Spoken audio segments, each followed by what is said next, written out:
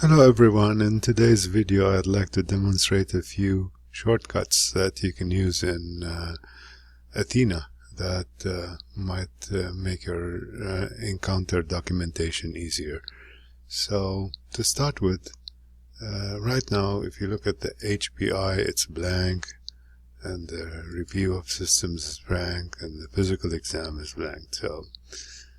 So if this is video visit, then I would suggest to put a reason for visit, which is a telephone visit adult provider.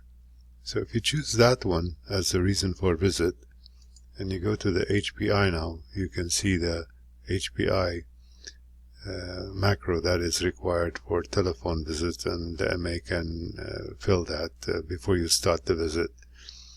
Also, in the assessment plan section, there's a section there that can help you document the encounter in the first section of the assessment plan related to the telehealth visit. Now, on the other hand, if the patient is coming for a physical exam, as mentioned, the review of systems and physical exam is currently empty, you can use the ready-made templates, document that with Athena if you want. Or if you want the default normal review of system, normal exam, and edit those, you can do that as well. To do that, basically, if you choose the reason for visit as general adult, you can type it down. And then once you choose that, now if you go to review of system, you're going to see a normal review of systems, and you can delete the ones that you need to inquire about, or edit the ones that need to be edited. Similarly, in the physical exam, you have a normal routine physical exam that you can edit, and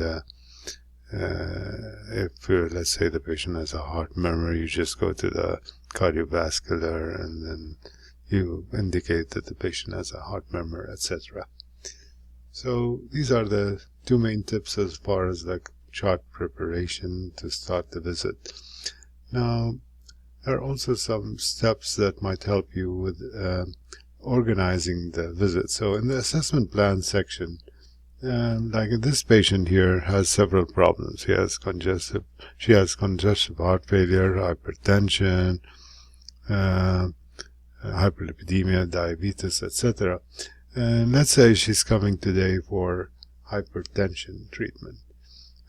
You theoretically want that on top, so that you can specify that this was the main reason for visit.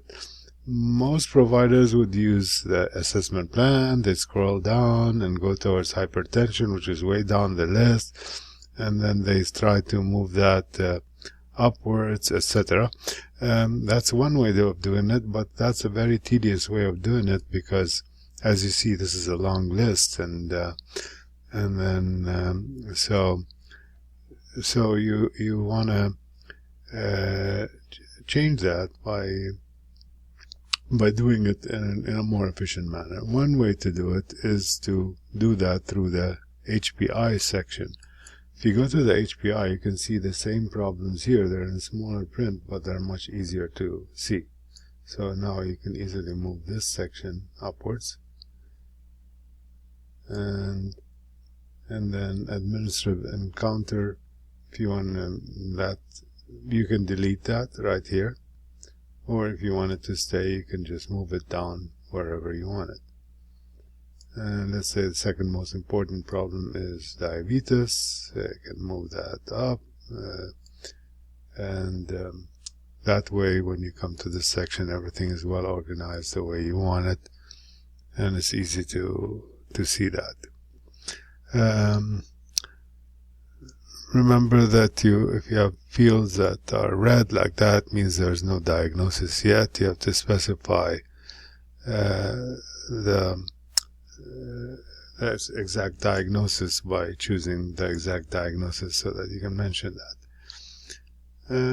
Let's say you wanted to add some labs for diabetes.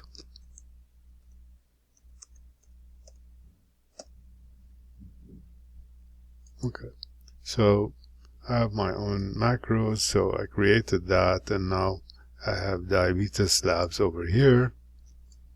And then let's say we go back here to the HPI, and basically, if you remember, we had in the assessment plan section, we had another diagnosis of diabetes that was unspecified, right? Okay, so let's say this was diabetes without complications. Now you have a diabetes without complications here, and you have another diagnosis down there with all the orders in it. But this is not the correct diagnosis. So you have to think, what would be more efficient? Should I move all those orders up there, or should I just change this one? Obviously, makes more sense to change this diagnosis to the proper diagnosis instead. So basically, the way to do that, again, go to the HPI. Since this one is pretty much empty, not much to it, you can just delete that one. And then you can go to the last one there, move it where you want. Once it's there, you can go there to the assessment plan, and now you can specify that diagnosis. Let's say the patient actually has diabetes with kidney disease, so you can change it that way.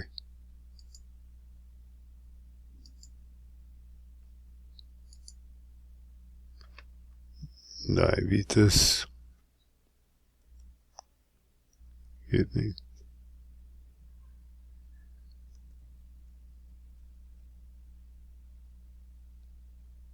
Okay, remember that when you search for a diagnosis, you only need to type 3 letters of every word to find your diagnosis. So that's another tip that can help you find conditions quickly. So in this case, patient has diabetes with diabetic chronic kidney disease.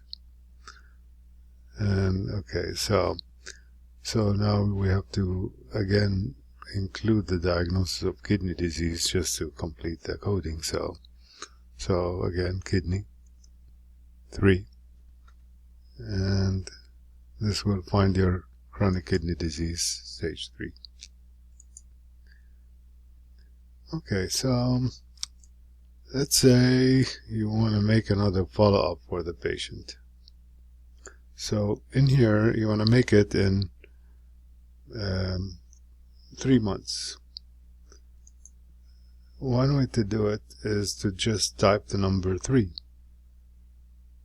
And then if you keep typing, then you're going to find 3 months.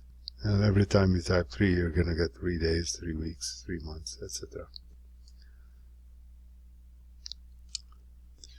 Okay, and one more thing about dates. Let's say we needed to order a mammogram for the patient. So she has this diagnosis of malignant neoplasm of the breast. We ordered a mammogram, but we don't want her to do it now. We wanted to do it after 3 months.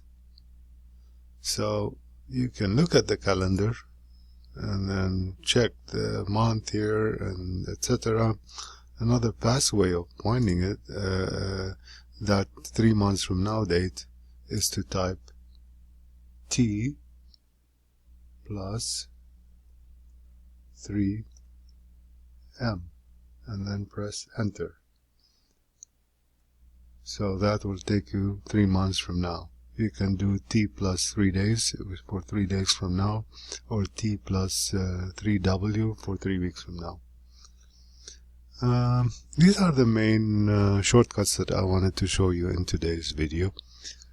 If you have any questions about Athena or anything related to Dragon, please feel free to call me anytime.